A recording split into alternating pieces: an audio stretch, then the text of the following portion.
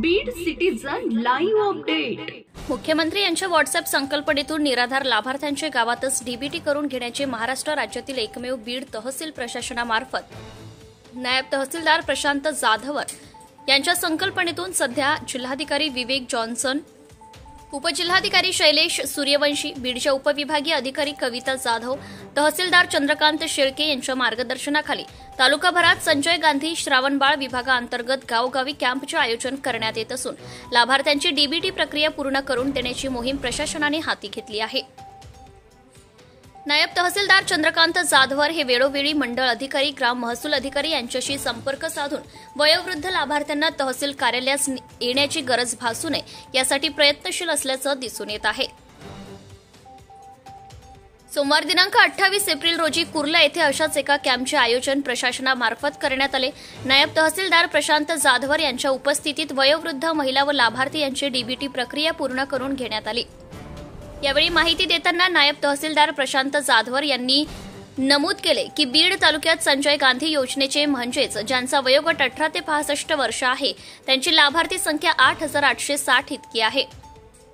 या लाभार्थ्यांना राज्य शासनामार्फत प्रतिमाह 1,500 रुपये इतके मानधन देण्यात येते। श्रावणबाळ योजनेचे लाभार्थी हे 65 वयापुढील असतात। अशा लाभार्थ्यांची संख्या 8824 इतकी आहे।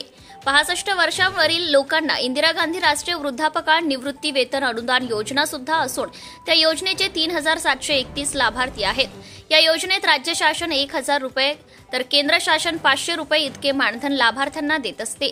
डीबीटी म्हणजेच डायरेक्ट बेनिफिट ट्रान्सफर नोंदणी सर्वांना करणे आवश्यक आहे।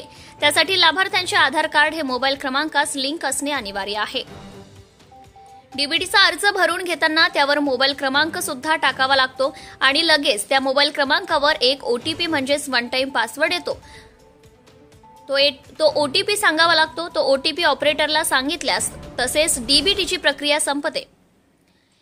एकदा ओटीपी दिला आणि तो ऑपरेटर मार्फत संगणकावर नोंदवण्यात आला म्हणजे डीबीटीची प्रक्रिया संपलेली असते।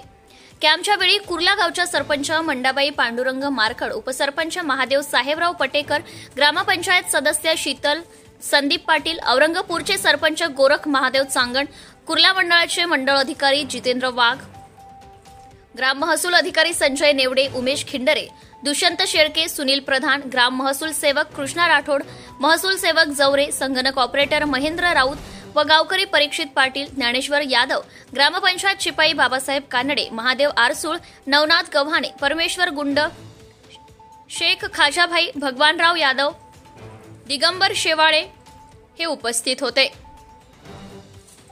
यावेळी बोलताना नायब तहसीलदार प्रशांत जाधवर यांनी सांगितले की फार्मर आयडी सुद्धा शेतकऱ्यांसाठी आवश्यक आहे।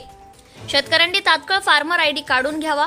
बीडचे जिल्हाधिकारी विवेक जॉन्सन हे स्वतः तालुक्यात फार्मर आयडी काढून घ्यावा यासाठी भेट देत आहेत। तरी शेतकऱ्यांना आवाहन राहील की त्यांनी अॅग्रीस्टॅक प्रकल्पांतर्गत आपला फार्मर आयडी काढून घ्यावा। त्यासाठी संबंधित ग्राम महसूल अधिकारी म्हणजेच तलाठी, ग्रामसेवक अथवा गावचे कृषी सहाय्यक यांच्याशी संपर्क साधावा असेही त्यांनी सांगितले।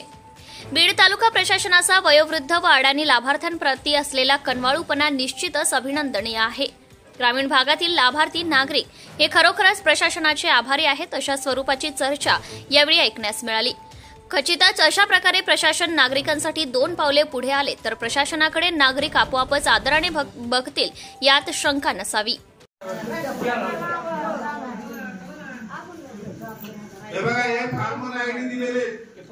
जे शेतकरी आहेत त्याला आधार सारखा तुमचा सेपरेट नंबर मिळणार आहे।